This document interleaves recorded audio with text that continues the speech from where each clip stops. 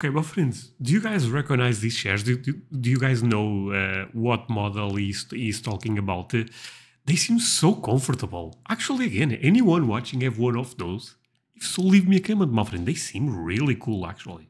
So comfortable. They really seem comfortable. Today I'll be reacting to 4 furniture styles I only encountered after moving to America. My friends, I really wonder what those are, but before I go into that, let me ask you for one thing. If you can leave a like, thank you so much. It's the best way to show support. If you can subscribe, well, in that case, forget about it. You make my day. Have that in consideration. Now, link for the original video in my description and let's play it. Hello, I'm Lawrence and I'm on a quest to uncover all of the memos that Britain and America lost in the pond, and one of those memos pertains to furniture. What is going to talk about? Specifically, furniture that I only encountered after moving to the United States. Like what? And you might be thinking to yourself, Lawrence, are there lots of differences between British and American furniture? And the answer to that is no. Both countries have tables, sofas, rocking chairs, little footstools. And the truth is, in order to produce this video today and give you a listicle worth your time, I had to dig very deep into my memory banks, which have been forged over 16 years of living in America. And the more research that I did for this video... okay, I have to pause it. André, what is going on? Am I crazy or this chair is looking kinda cute? Is this a typical chair in America? Okay, that sounds weird, a typical chair. The more I discovered that not only were these pieces of furniture often invented in the United States, but have gained a following in Britain since I left. We're going to talk about that, but while watching this video, keep in mind this is my experience and nobody can take that away from me. Shut up, plane. So I hope, like me, you're sitting comfortably, and if you're not yet one of my big-time subscribers, do that now! My friends, do it for me also. In the meantime, let's talk about furniture that I only encountered after leaving Britain and moving here to the Midwest. Okay. I think it's important to start this video, just like with most videos where I talk about British versus American things, talking about some of the terminological differences between our two countries, and most of those seem to centre around sofas. What do you call... That's a sofa. The sofa, not a sofa, sofa, yeah. A sofa. Now, many people in America, and I dare say people in Britain, will in fact use the word sofa, but you also hear in America the word couch. I would say... yeah, couch. I actually use both. Oh my god, okay. What I like the most, I like sofa the most because in Portuguese is sofa. So, you know what I mean? But I actually, the more I think about it, when I'm thinking with my Russian English, I say couch. So never mind about the sofa. Couch. Even more commonly, at least here in the Midwest. It's just quicker. One syllable. Couch, and while that word may well exist in Britain, we have some of our own terms for it. Where I was growing up in Grimsby, we used to call it a settee, which is terminology mostly associated with the north of Great Britain. But also in America, the word sofa, much like the word soda, has 1 or 2 regional synonyms. Some people call it a Davenport, even though a Davenport historically is a very specific type of couch. It's done what often happens in the linguistics of both countries, where this very specific type of couch took on a more genericized meaning in certain parts of the country, but it's rare to hear it called that. Confusingly though, and equally historically, a Davenport in the UK was something entirely different, but nonetheless a piece of furniture. Can you guess what it was? It was a sort of writing desk with lots of little drawers that could pull out of it. Not recommended that you sit on that. Box springs. So we get to our first piece of furniture. Box springs? What the hell is that, my friends? Which in fact comes in the form of a bed, or I should say a type of bed frame known as a box spring. Now, there'll be some of my British viewers going, we have that in Britain. Yeah, I've learned that. Europe as well. But as somebody who grew up with slats inside his bed... Oh, I have that. I did not even know the word for that. Yeah, this is what I have, my friends. His bed. Everywhere I lived, I think, I can anecdotally confirm the kind of statistic that suggests that box spring beds are significantly less prominent in Britain than they are in the United States, where they were invented. There's another plane. But the box spring bed is as American as apple pie, even though that was invented in England. And actually, it has a little known connection to the California gold rush of the mid-19th century. You see, there was this bloke called Tyler Howe, and he was a ship guy, and he was just sort of sailing around South America as you do, and I don't know, he must have looked at Instagram or something because he got wind of this gold rush happening in California, and so he actually sailed up toward California, much like all of the prospectors, except it didn't really work out for him. He found no gold, so he headed back to his home state of Massachusetts with very little money and a bad temper. But that bad temper was made even worse, I think, by the fact that on his journey in this ship, the bed frames, which apparently were just sort of wooden planks nailed to the bed frame, would be really hard to sleep on. I mean, even with a mattress, because whenever the ship had any kind of in-flight turbulence, or the equivalent of it, but at sea, the movement... So he ended up creating a suspension. That's kind of genius. Of that foundation would transfer to the human on the bed, and it would be horrible and they'd get sick. And so he said to himself, Tyler, how can we come up with something that prevents this from happening? And so out of that came the first box spring bed. He invented it, tweaked it, and then became really rich, and the idea spread around America like bed bugs. Okay. Porch swings. Okay, this I'm aware. This is super iconic in America, by the way. You guys have the porch swings to be with your wife or with your man. It depends if... Never mind. And now we get to talk about porch swings, because again, porch swings do exist in Britain, apparently. I found them on amazon.co.uk, but the big thing to mention here is their visibility to most people. So beautiful. And that's because porch swings, which typically you will find on actual porches on American houses, a lot of the time those porches will be at the front of the house. So you'll be walking down the street and you'll see somebody swinging away, drinking a beer. Accidents do happen. And that is not a visual that you'll see in the UK. Don't get me wrong, we drink... Oh, neither. The porch swings, maybe some people have it, but it's crazy rare. In America, I feel like this is everywhere. And I love it, my friends. Just, after you take the lunch or the dinner, drinking a cup of coffee, you know what I mean? It's so cozy. Plenty of beer, but we don't typically have porches on the front of our houses. The porches are usually reserved for the back garden. Also, I would add that not many back gardens are going to have them. I don't think, and this is just observational, this is my lived experience, I don't think porch swings are as popular in Britain as they are here. Number one, we don't have the weather for them. Oh, I should not talk for the UK, but here is not even comparable. It's crazy rare to see that.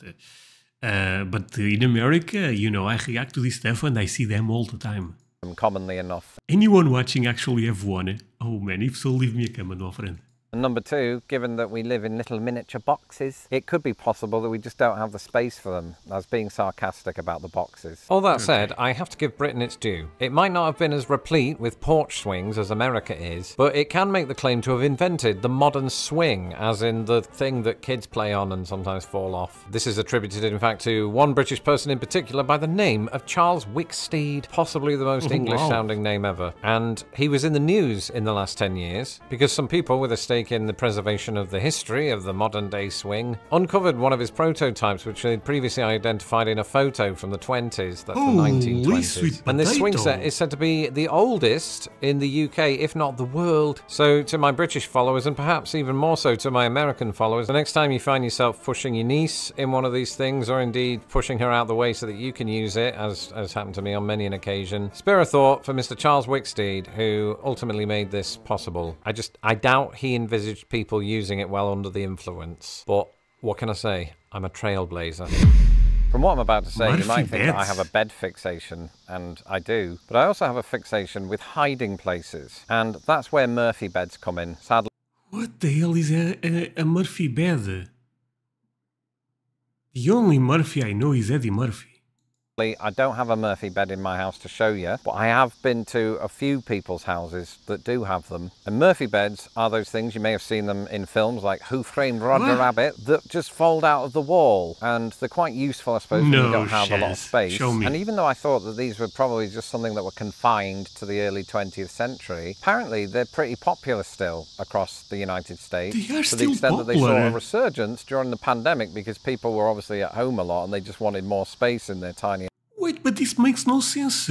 Most Americans have a lot of space. Why do you need a Murphy bed?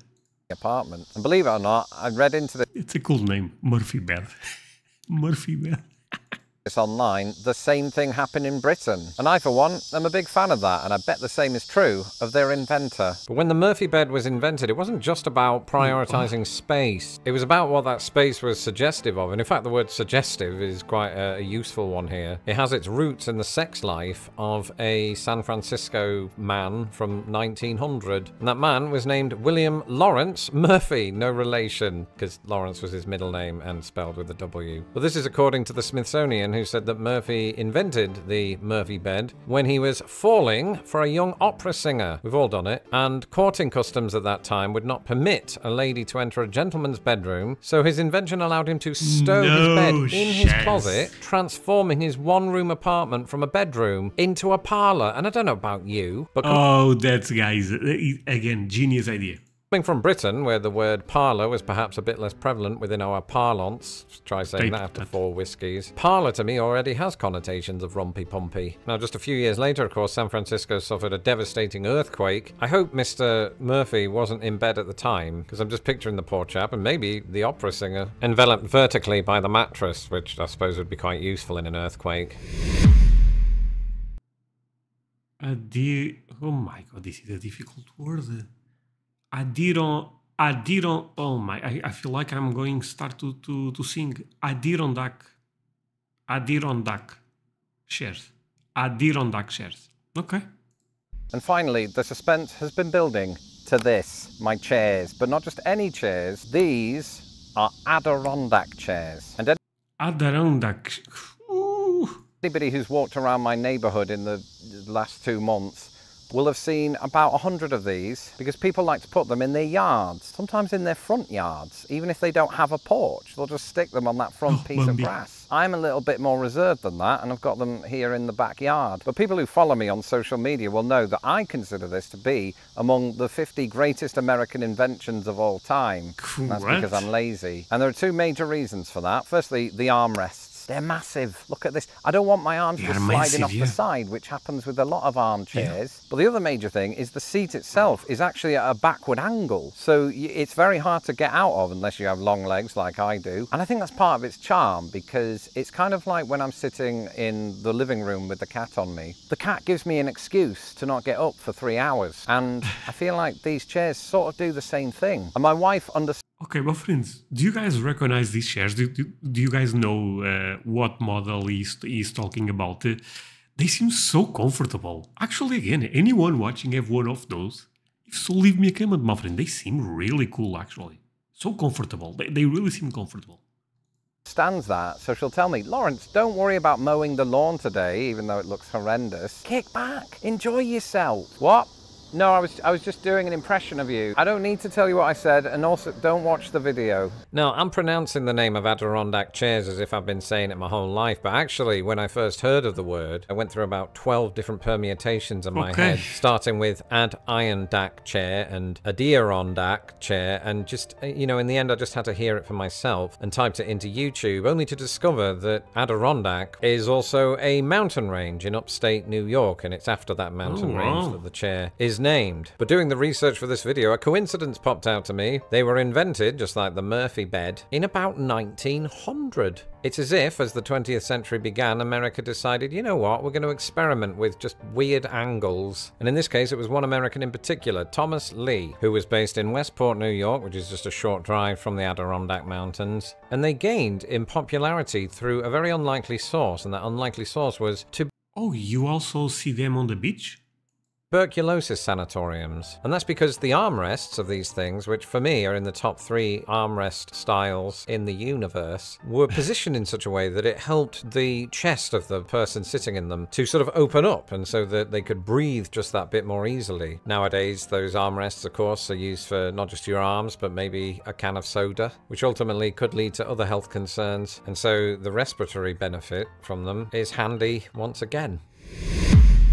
Final words? Of course, those of us who have rented over the years will know of another major difference between British and American furniture, which is that British apartments tend to be fully furnished and American apartments don't. Hence why I bought my own house. Really?